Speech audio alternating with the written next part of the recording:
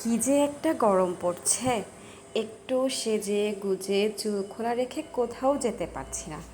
যারা যায় সেজে গুজে চুল খোলা রেখে, ওই মেয়েদের সত্যিই অনেক ধৈর্য, তাদের প্রশংসা করতেই হয়। আমরা একটু বেড়াতে যাব, কোথায় যাব দেখতেই পাবেন। সো আমি, আমার বোন আর আমার টুনটুন, আমরা তিনজন মিলে রেডি হয়ে বাসায় বসে একটা ক্লিপস নিয়েছি। অলরেডি আমরা পৌঁছেও গেছি। বাইরের যানজট দেখালাম না, লিফটে একটু ভিডিও করে নিলাম আর পৌঁছে গেলাম চিলক্সে। তো চিলক্সে ঢুকেই আমার টুনটুনের দুষ্টুমি শুরু হয়ে গিয়েছে। দেখুন, সে তাদের মেনু কার্ড নিয়ে বসে পড়েছে মেনু ঠিক করতে।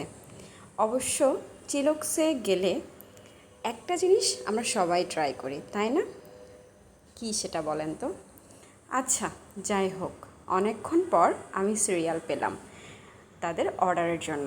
যেহেতু এখানে পে ফার্স্ট, তাই আমি অর্ডার করতে চলে গেলাম আর খুব মনোযোগ সহকারে অর্ডার করছিলাম আমি।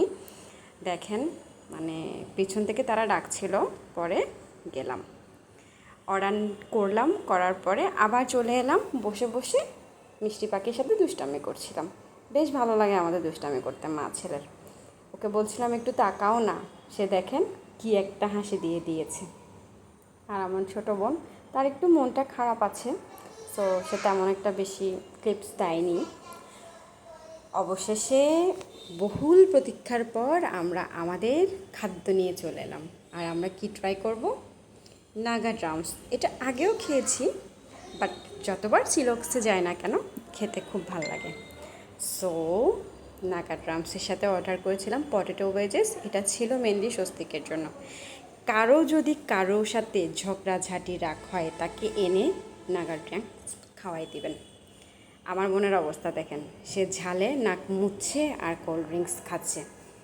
সো আমাদের খাওয়া দাওয়া শেষ, আমরা বের হয়ে এলাম আর একটু ঢং করছি, নাচছি, মা ছেলে হাই দিচ্ছি, হ্যালো দিচ্ছি, আর কি ঢং, আর কি এগুলো বল। তো শেষমেশ গাড়ির জন্য চলে গেলাম। আর হচ্ছে এই যে আমাদের চট্টগ্রামের বহুল পরিচিত চারাগি পাহাড় মোড়। সো আমরা এরপরে বাসায় ব্যাক করলাম। ঝাল কিন্তু আমারও প্রচুর লেগেছে।